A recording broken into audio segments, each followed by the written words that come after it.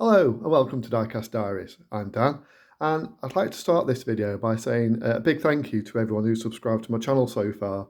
I've only been going for a few weeks, probably just under a month, and it really means a lot to already have a reasonable number of people who subscribe to my channel. Hopefully that's something that will grow, obviously, in the future. And then a special thank you to those of you who've commented on some of my videos. It's interesting to find out, what things people are looking for to see me do videos on.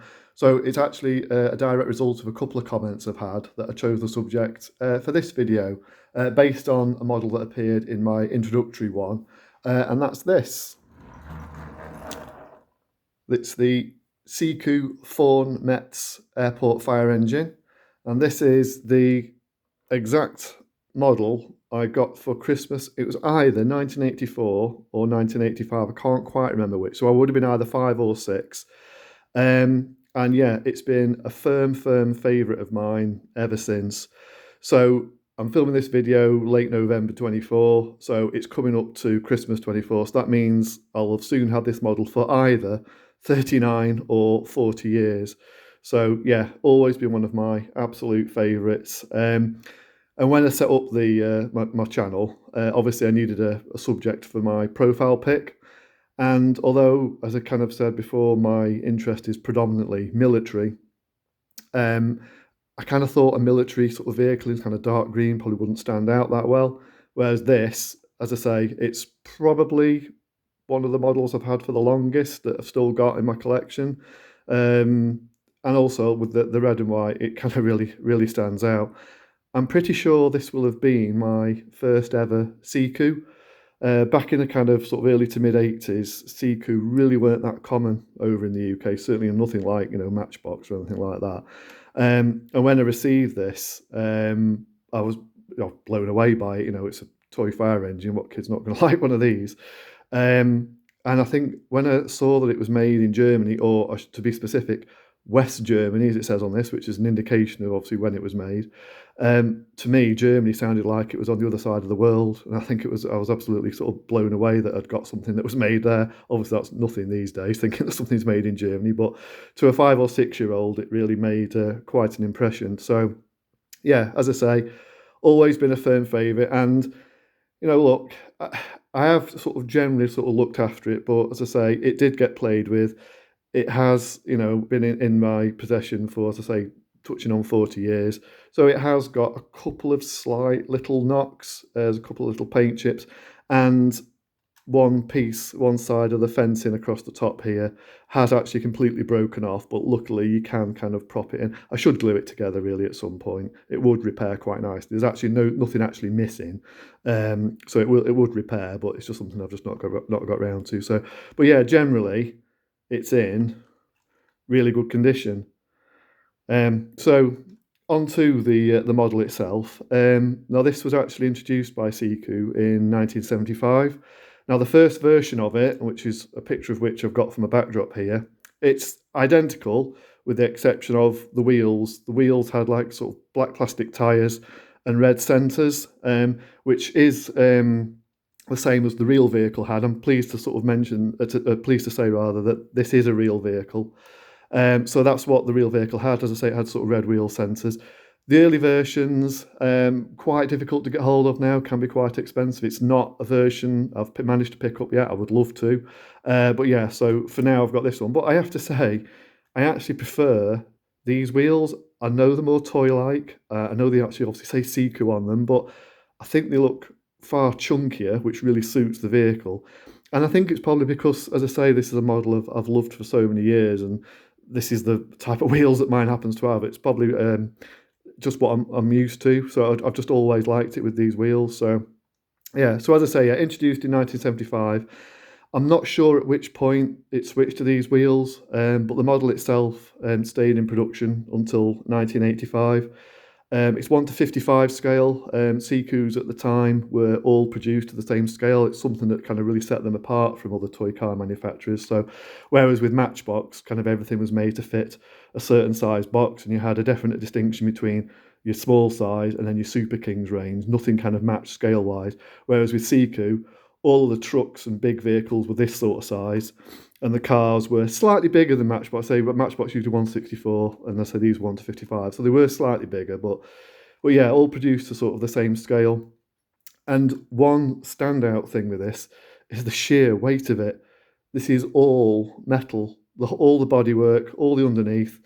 You know, the only plastic bits you've got are obviously the sort of fence around the top, the ladders on the sides of the cab, obviously the windscreen and interior, um, and the blue lights on the top there. But everything else is metal. You know, even the twin exhausts on the back here, even these little bits that do open. So these are little hatches for sort of filling up the water tank and the foam tank.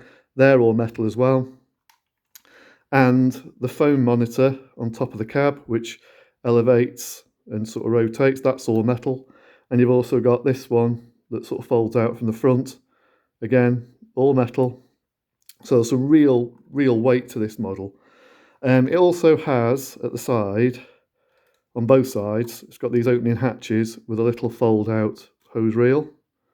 You can sort of take the hose reel off. You can undo the hose if you really want to. It's not something I ever did. I don't think I could ever get it back on there, to be honest. So I'm quite happy to leave it as is. So yeah, big, impressive model, and yeah, one I've loved for absolute years. Now there is, as well as I say, the early version. This is obviously one for the kind of English market. So it's got Metz on the side, Airport Fire Department. There was actually a variation, which is this one here. It's absolutely identical, except it's obviously German language.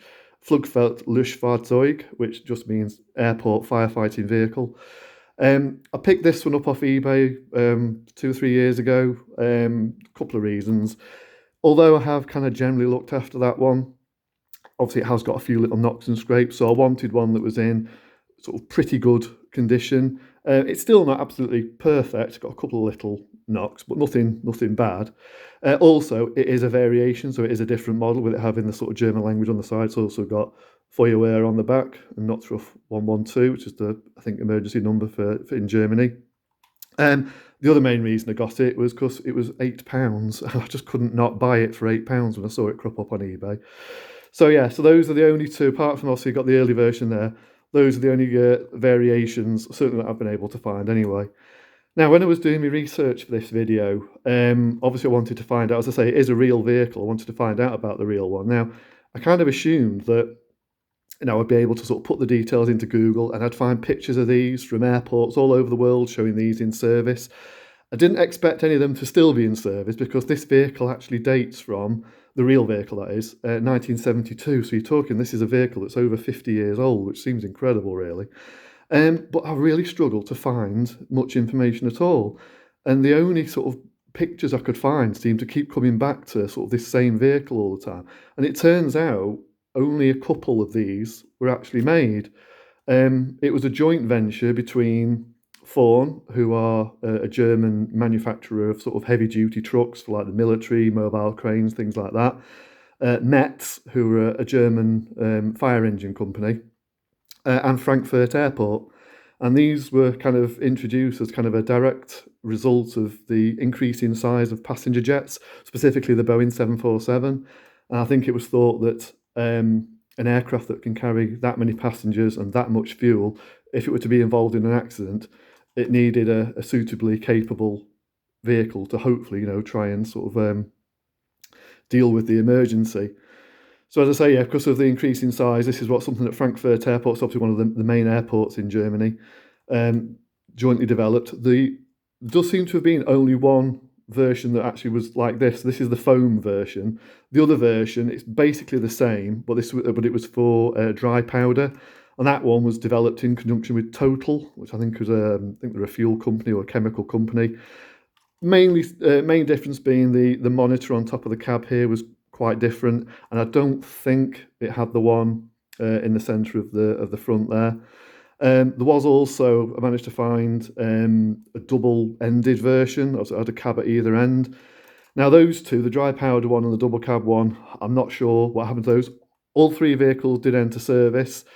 I'm guessing, as I say, sometime in the 70s.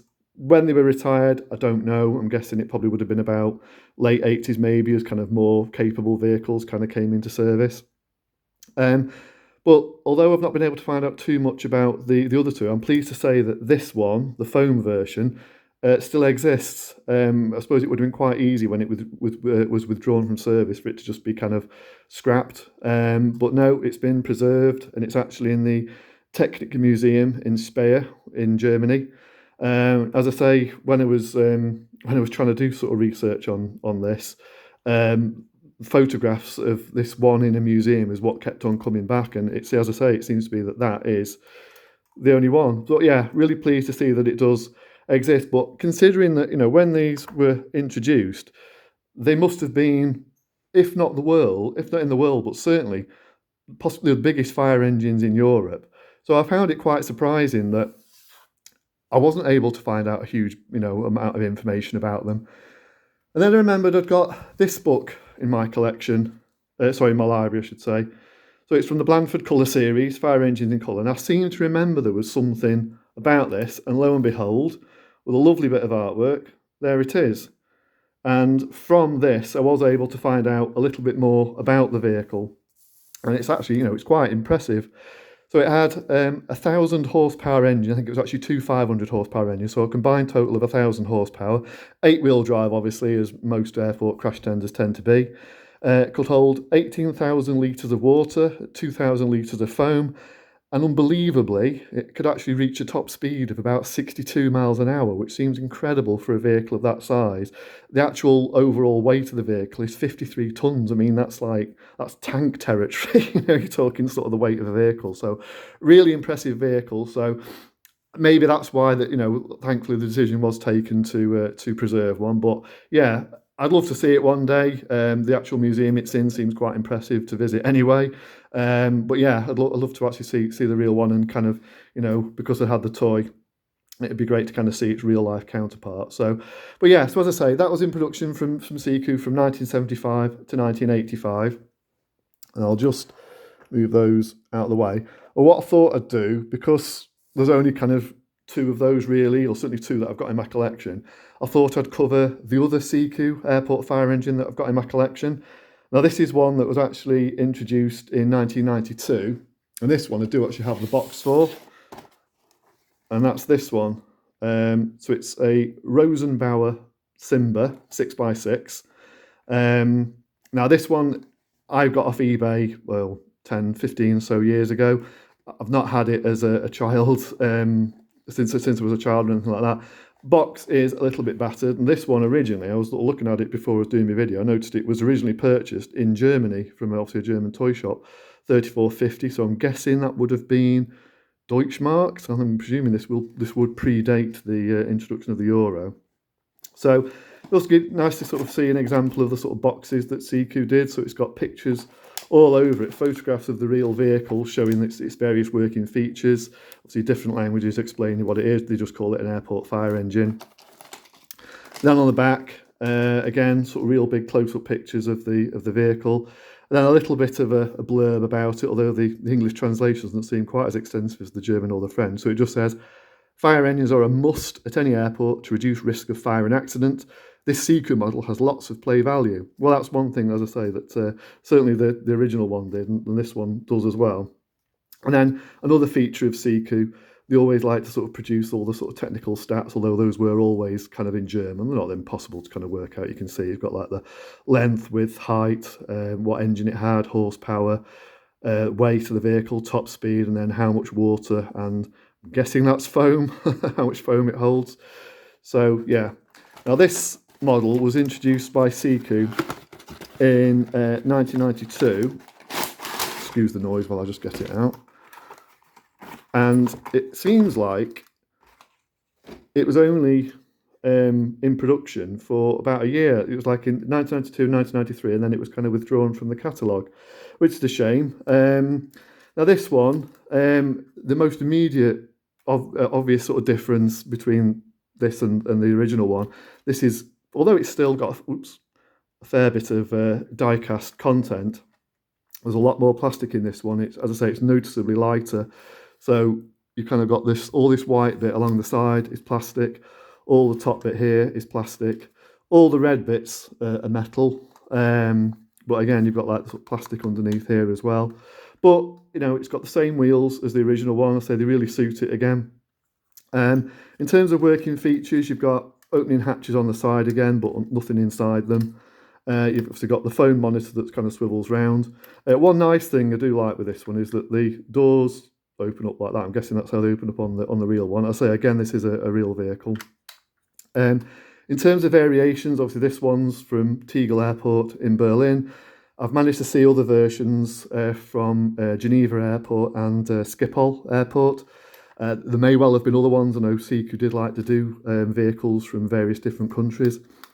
I do like this model. I'd still prefer the original one, not just for the nostalgia, but for the actual vehicle itself. I prefer. Also, in terms of the actual model, although it's still really good, and as I say, you know, typical of a Siku model, it's really well detailed. Little things like the fact that the lights at the front, they're just kind of painted on, and the ones at the back, that's just like solid blue plastic. It would have been nice if they kind of just made it a bit transparent, make it look, you know, a bit more like the sort of blue flashing lights. And as I say, there is, like I say, noticeably more plastic content in that. But, you know, it's a nice model. It's still an impressive size. Again, it's 1:55 scale. Now, the real vehicle, it's made by an Austrian company called Rosenbauer. Rosenbauer incidentally actually bought out Metz. So Metz, as a fire engine manufacturer, don't exist anymore. So yeah, they're an Austrian company. It did say that they're actually the third biggest manufacturer of fire engines in the world. I couldn't find out who the two biggest are. I could probably guess that they're both American companies, but yeah, so Rosenbauer are the third biggest. I think Rosenbauer have often built a lot of kind of airport crash tenders. So this was the Simba, which was introduced in about 1980 and in production until the mid-90s when it was replaced by the Panther. There were 6x6 versions, which is obviously what this is, and there were also 8x8 versions as well. Now this was one that was much more widely used, obviously a lot more of them produced. There's a good chance that there are some of these still in service somewhere, although of course, you know, you are talking a vehicle that's now, again, sort of knocking on 40 years old, if not just over that. So, you know, but I like to think there's a good chance some of these are still in service somewhere. So yeah, so that's the Siku Rosenbauer Simba. Now, in I think the late 80s, as I say, one thing with Siku is that their vehicles were all produced to 1:55 scale, so they'd all kind of look nice together. But in, I think it was the late 80s, they introduced the Siku Club series. Now, these were all kind of more of a direct competitor to Matchbox, I think. They were a bit more cheaply made, and they were all made to kind of like fit the box. But one of the vehicles that they did do was a miniature version of the Rosenbauer Simba. I'm not sure exactly when this one was introduced. It's decent sort of bit of weight. All the top bit is die-cast, the chassis is plastic. You can see that the wheel's obviously a lot less realistic, but it's got a nice kind of, you know, movable phone monitor. The most obvious thing with it really is that it's clearly not a 100% accurate model. You can see it's much shorter in proportions compared to the real one, but it's quite a nice little one, I must admit. So this is one I picked up quite recently, second-hand for about £1. I thought it was quite a nice one to go with its larger brother. So yeah, so that's as I say, from the Siku Club series. So as I say, the larger version went out of production in 1993, and it's actually quite a bit later before Siku introduced any more airport fire engines. Sadly, I don't have the sort of later one that they did, but they did introduce a Rosenbauer Panther 8x8 version in, I think, 2006, which was in production until about 2008. Again, it's one I wouldn't mind picking up at some point.